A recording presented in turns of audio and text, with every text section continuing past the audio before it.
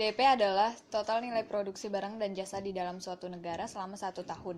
Penghitungan GDP ini meliputi keuntungan dan pendapatan yang dihasilkan oleh non-penduduk dan perusahaan asing di dalam negara yang bersangkutan, tetapi tidak termasuk penduduk dan perusahaan dari negara yang bersangkutan di negara lain.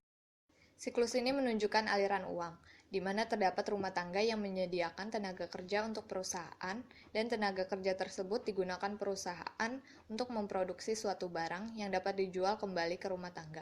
Dari hasil penjualan tersebut, rumah tangga membayarkan ke perusahaan, dan hasil dari pendapatan yang diterima perusahaan digunakan untuk membayar upah tenaga kerja rumah tangga.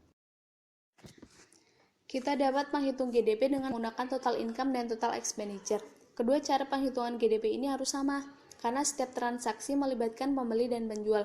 Setiap uang yang dikeluarkan atau dihabiskan oleh pembeli adalah pemasukan untuk penjual. Untuk menghitung nilai total barang dan jasa yang berbeda, Pos Pendapatan Nasional menggunakan harga pasar karena mencerminkan banyaknya orang yang bersedia membayar barang atau jasa tersebut. Contoh, jika harga apel adalah Rp2.000 dan jeruk Rp1.000 dan kita misalkan jumlah apel ada 4 dan jumlah jeruk ada 5, maka untuk menghitung GDP adalah harga apel dikali jumlah apel ditambah harga jeruk dikali jumlah jeruk. Jadi 2.000 dikali 4 ditambah 1.000 kali 5 menjadi 8.000 tambah 5.000 yang sama dengan 13.000. Namun, dapat kita lihat bahwa penghitungan GDP tersebut bukanlah ukuran ekonomi yang baik. Ukuran ini tidak secara akurat mencerminkan sejauh mana perekonomian memuaskan permintaan rumah tangga, perusahaan, dan pemerintah. Para ekonom menyebut nilai barang dan jasa yang diukur dengan harga yang berlaku saat ini sebagai GDP nominal.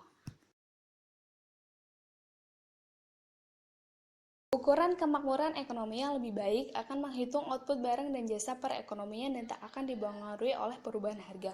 Untuk tujuan ini, para ekonom menggunakan GDP real, di mana nilai barang dan jasa diukur dengan menggunakan harga konstan yang ditetapkan di awal. Contoh, harga apel yang sudah ditetapkan pada tahun 2006 adalah senilai Rp2.000. Maka untuk tahun 2007 dan tahun seterusnya, harga apel akan sama dengan harga pada tahun 2006. Dari GDP nominal dan real, kita dapat menghitung statistik ketiga, yaitu deflator GDP. Deflator GDP ini disebut juga dengan deflator harga implisit untuk GDP yang didefinisikan sebagai rasio GDP nominal terhadap GDP real. Deflator GDP mencerminkan apa yang sedang terjadi pada seluruh tingkat harga dalam perekonomian. Para ekonom dan pembuat keputusan tidak hanya peduli pada output barang dan jasa total, tapi juga alokasi dari output ini di antara berbagai alternatif. Pos Pendapatan Nasional membagi GDP menjadi 4 kelompok pengeluaran, yaitu konsumsi, investasi, pembelian pemerintah, dan ekspor neto. Jadi dengan menggunakan simbol Y untuk GDP, kita dapat menghitung GDP dengan menjumlahkan konsumsi, investasi, pembelian pemerintah, dan ekspor neto, di mana konsumsi terdiri dari barang dan jasa yang dibeli rumah tangga, investasi terdiri dari barang yang dibeli untuk penggunaan masa depan, pembelian pemerintah adalah barang jasa yang dibeli oleh pemerintah pusat, negara bagian, dan daerah. Ekspor neto memperhitungkan perdagangan dengan negara